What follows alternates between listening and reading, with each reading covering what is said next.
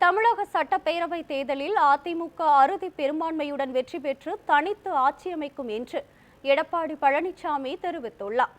ஆங்கில நாளேடு ஒன்றுக்கு பேட்டியளித்துள்ள மத்திய உள்துறை அமைச்சர் அமித்ஷா, தமிழக சட்டப்பேரவை தேர்தல் முடிவுகள் பாஜக கூட்டணிக்கு சாதகமாக இருப்பதாக கூறியுள்ளார்.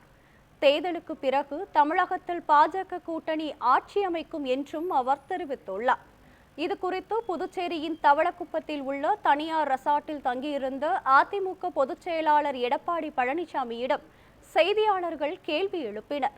அதற்கு தமிழக சட்டப்பேரவை தேர்தலில் அதிமுக அறுதி பெரும்பான்மையுடன் வெற்றி பெற்று தனித்து ஆட்சி அமைக்கும் என்று எடப்பாடி பழனிசாமி தெரிவித்தார். அமித்ஷா கூட்டணி ஆட்சி என்று கூறியுள்ள நிலையில் அதனை மறுக்கும் வகையில் அதிமுக தனித்து ஆட்சி அமைக்கும் என்று எடப்பாடி பழனிசாமி கூறியிருப்பது குறிப்பிடத்தக்கது. ஒரு நல்ல ஆட்சி மக்களுக்கு தர வேண்டும், அதுதான் எங்களுடைய நோக்கம். அது எல்லோரும் திருப்திப்படுகின்ற ஆட்சியா இருக்கணும். எல்லா தரப்பு மக்களும் எல்லாம் பேசுனீங்க பார்த்தீங்களா, அத்தனை பேருமே மனம் திருப்தி அடையக்கூடிய அரசா இருக்கணும். நீங்க பேசும்போதே சொன்னீங்க, உங்க ஆட்சியில எங்களுக்கு எந்த பிரச்சனையும் இல்லை என்று சொன்னீங்கல்ல, அதே நிலை எங்களுடைய ஆட்சியில் தொடரும், ஆட்சிக்கு வந்த பிறகு. அதனால வருகின்ற 2026 சட்டமன்ற தேர்தலிலே அனைத்து அமைப்பை சேர்ந்தவர்களும் எங்களுக்கு ஆதரவு தர வேண்டும். உங்களுடைய கோரிக்கைகள் நிறைந்த அளவுக்கு நாங்கள் நிச்சயமாக நிறைவேற்றி தருவோம் என்பது.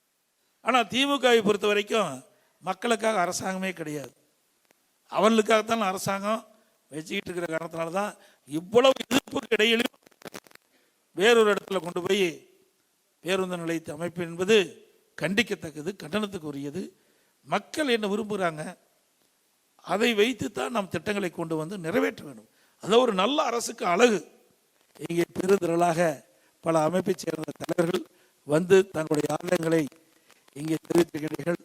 நீங்கள் தெரிவித்த கருத்துக்கள் நாங்கள் உள்வாங்கி இருக்கின்றோம். நீங்கள் கொடுக்கப்பட்ட கடிதத்தின் வாயிலாக கோரிக்கையும் கொடுத்தீர்கள். அதையெல்லாம் உண்மையிலேயே பரிசீலித்து நாங்கள் நிறைவேற்றுவதற்கு